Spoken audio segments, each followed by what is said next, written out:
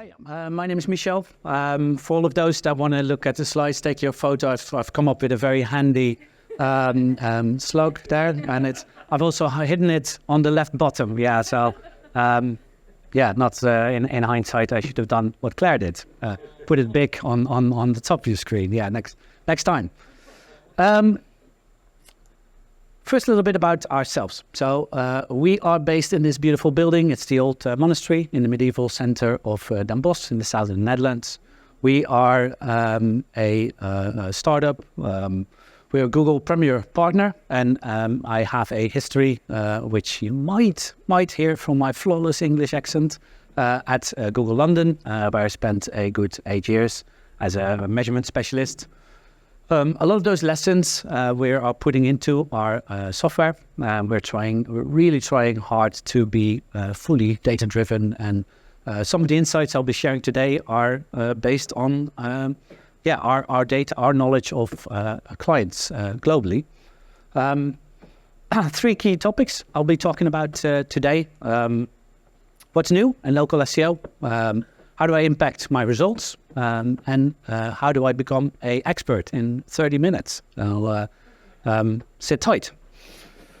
Let's start with what's new. So before we start, just a quick reminder that actually it should be us local SEOers on the main stage, because 46% of global search queries have a local intent. And there's a lot happening in the market, right? Digital Markets Act is supposed to make the internet a fairer and safer place. We've seen things happening, and we're in the middle of that change. And interesting quote from Near Media, I thought, is that Google, while defending themselves in Brussels against, in terms of the compliance, did not position local as a vertical search, but did position shopping, hotels and flights as vertical search.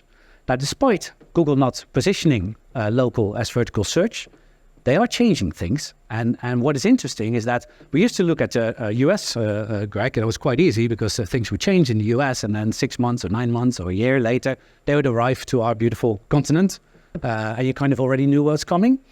And I think now, on the pressure of the Digital Markets Act, Google has started experimenting in Europe, on local at least. So we're seeing a lot of changes. I've literally seen a lot of SERPs coming by that I hadn't seen before. And this is the most common version that I'm seeing now. Simple search, best pizza in your hometown. And actually, there are now 2 local map packs. So Google My Business is controlling a huge part of that SERP. Interestingly, Google is also putting in some third parties, but the first local or the first normal result, and I think everybody except for the first 2 rows can't see it, is at the very, very, very bottom of the page. So you have to scroll down quite a bit before you can impact these kind of search queries with normal SEO. Also, in order to sort of counter, and I think it's to get ready for the Digital Markets Act, or at least to give, to already make it a little bit fairer and more open, Google is importing reviews from third-party sources. Now, I'm thinking, and I haven't tested this yet, I'm thinking Google will take those reviews at face value in terms of weigh them as much as the Google reviews, but I don't know that. So that will be a test that we will be running, but it's an interesting development, and I think because of the Digital Markets Act, also on social, Google including a Facebook link, a TikTok link on Google My Business, and this has been happening for a while. Actually, this is since October, but also making it a little bit fairer, a little bit more open to different players. Now, search generative experience, and this is from a very, very reputable source. We don't see it coming yet. We think it's quite hard to really answer the question. Who's selling the best pizza in your hometown? But it's going to come, and we're talking to a lot of our clients about how they can mitigate this and what's going to change, what's going to happen. And we're generally thinking a lot of rich content, reviews. I mean, those are going to be the main sources for Google to come up with an intelligent response on local. But we don't see it coming yet, and I'm slightly skeptical in terms of how this is going to really be good on that local level. Also, this is also, I mean, it's not new, but we see this increasing is the amount of information that Google is sourcing from its users to enrich Google business profiles. I had a good stint where literally every single time I went to the supermarket in the Netherlands, Google would ask me, are they selling ham? Do they sell this product? Do they sell that product? And we're increasingly seeing with our customers that there is a lot of user-generated content coming, which we think brands need to address. And the faster they address that, the better. Another very, very interesting development, Google Merchant Center. Google Merchant Center used to be for big retailers, right? Where you'd have a big product feed and it was complicated. And then if you were a sophisticated organization and you understood what products were in which shops and what prices, you'd build a local inventory feed and you'd have these fantastic integrations both with Google Ads but also with free listings. Now a lot of that is gone. But last year's Google Marketing Live, they introduced the Merchant Center Next, which was supposed to be the light version of a Merchant Center. The beginning of this year, Google has changed that and has widened the scope.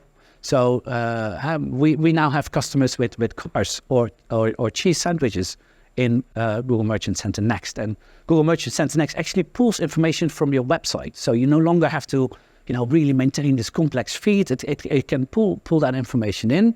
And it's a very easy way to connect your local products to all of your locations. So, definitely an interesting one to keep an eye on as a SEO marketeer.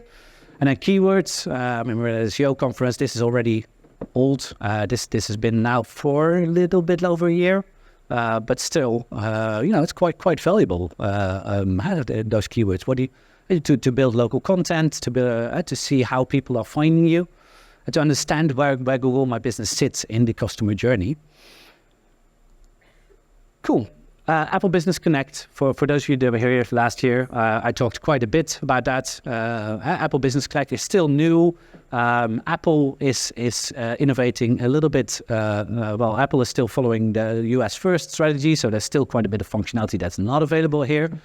But it is a good second. And we have done some research. This is 2023 data from the beginning to the end on almost 1,100 locations. And we're seeing, and I have a laser.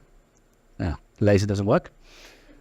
We're seeing there a consistent increase, right, in Apple's share of maps. So that's going from 6.6 to 9.14. So it's very likely that it's now at or above 10%. But remember, this is Apple Maps versus Google Maps, right? So this is not the total impressions. And one of the big developments, and I'm not 100% sure about the date, but I think as of August, last August, Apple started implementing Apple Maps as default on the iPhone, which I think will lead to lots of young people discovering Apple Maps and using it. It's less cluttered. It's for all these here, I've used Google Maps for 15 years. It's going to take quite a bit to get me off of Google Maps, but for young people, I think there might be they offer a nice experience. So when you take in, this is the growth rate. So this you can see as of sort of mid last year, the relative growth of the Apple Business Connect accounts impressions was bigger than the Google My Business growth.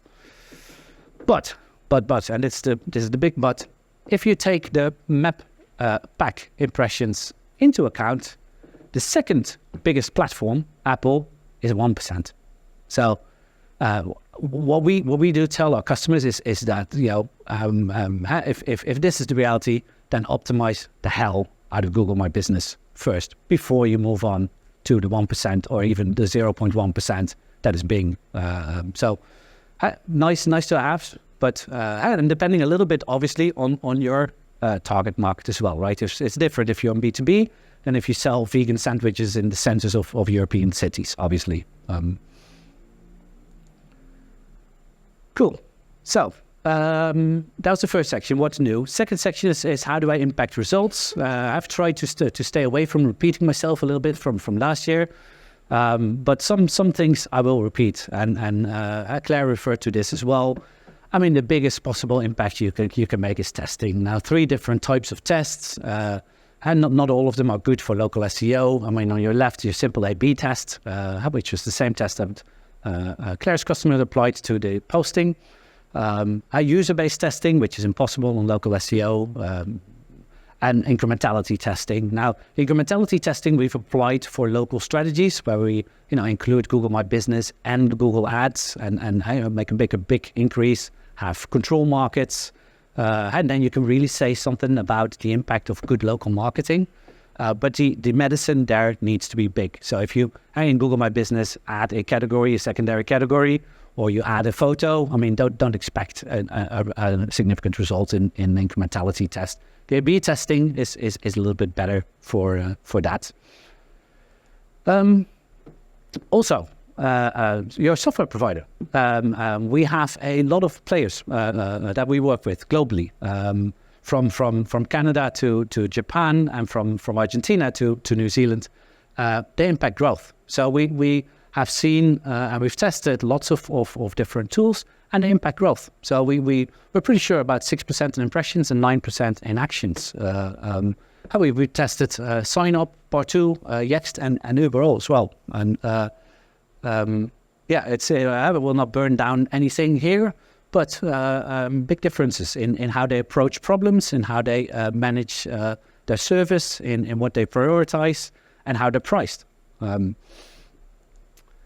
One consistent factor that we would recommend is to keep to not let them judge their own homework. So get an agency on board, get somebody on board that can place the bets in the right order, prioritize things, and can ask some critical questions. That is definitely something we've seen, and that's, I think, in marketing, online marketing generally, a good practice. Citations, social media links, and posts do not impact Google Business Profile's impressions. They don't. Citations, though, if your customers are on the network, you want to be there as well, right? If the customer is on that network, make sure you are as well. Social media links and posts do push your competitor down the SERP. We can't measure that in terms of what's the impact on impressions, but we do know that if you push somebody 5 centimeters or a few inches lower, and that's going to impact, right? Every inch is a bit of impact. So, we do think that these things should be added.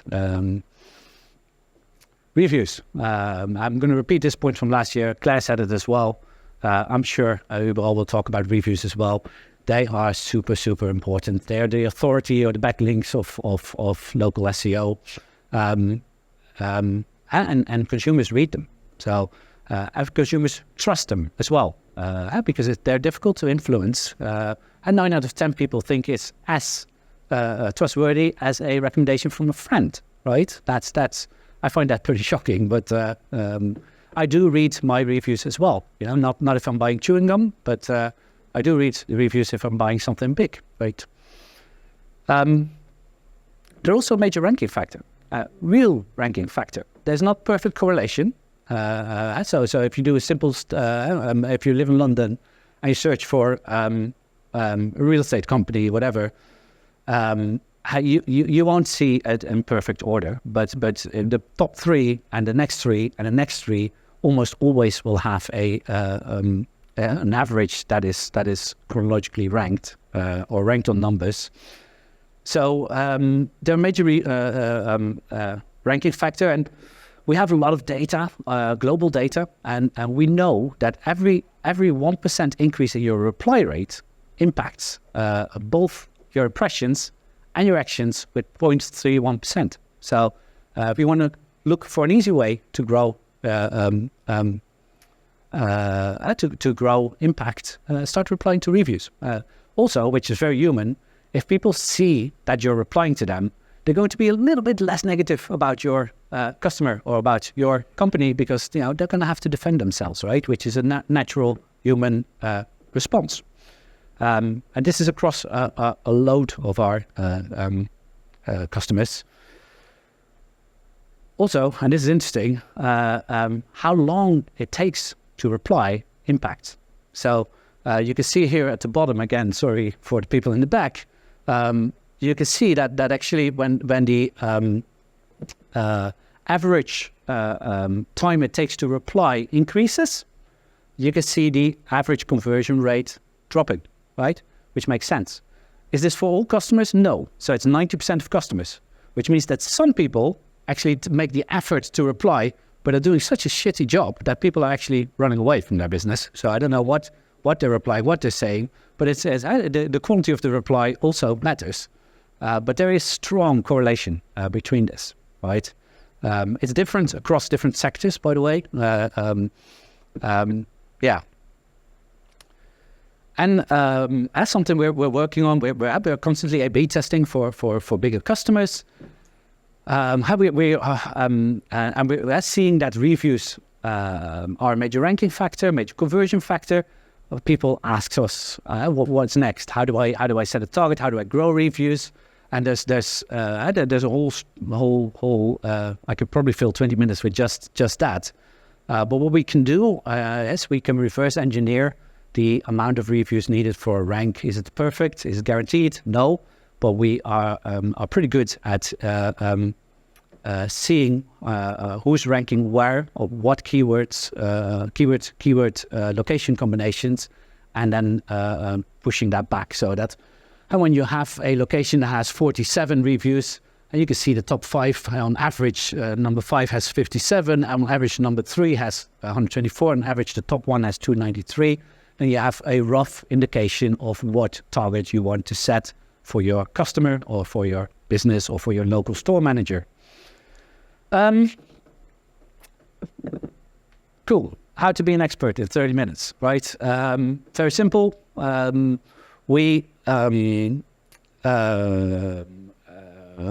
how to get access to reputation management, local keywords, hygiene and performance data. Quite simple, for free. Even if you do not have access to the company's credit card, no problem. If you go for a pitch, no problem. If you wanted to just have the conversation about local, or whatever reason you can find. We have worked out an online onboarding, super simple. You click the start a free trial, and that takes you to this great page where you can give us access via an email. That could be a agency email, direct email, doesn't matter. It can be manager, owner, doesn't matter. If you authorize that, then you go through this lovely process, and we will, our API will pull in all of the data on behalf of the Google account that you've just authorized, and you'll be looking at the wheel of death for a good 5 minutes, 10 minutes. Don't close your browser, please. If we are a startup, so if it doesn't work, refresh the page. I mean, that's the little asterisk at the bottom of the page. But you will be dropped into our full software in 5 to 10 minutes while we load the other data. And that gives you everything. So you can post, you can upload photos, you have performance data, you have 18 months of data, you have a full hygiene scan. And you can walk into any meeting sounding like you know what you're talking about and have the data to back you up. You will be getting an automated email as well with a calendar link. There's more. We also have the coolest stickers. So come by our stand. They're nice and they're not. We do not want to take over your entire laptop. They're nice little things. They fit in a little corner, and that way you won't forget our name or our website. And you might remember us the next time you have a customer inquiring about local. So that's it from my side. 30 seconds back for the next speaker. Thank you. Actions speak louder than words. Put GMB API to the test and see the results firsthand.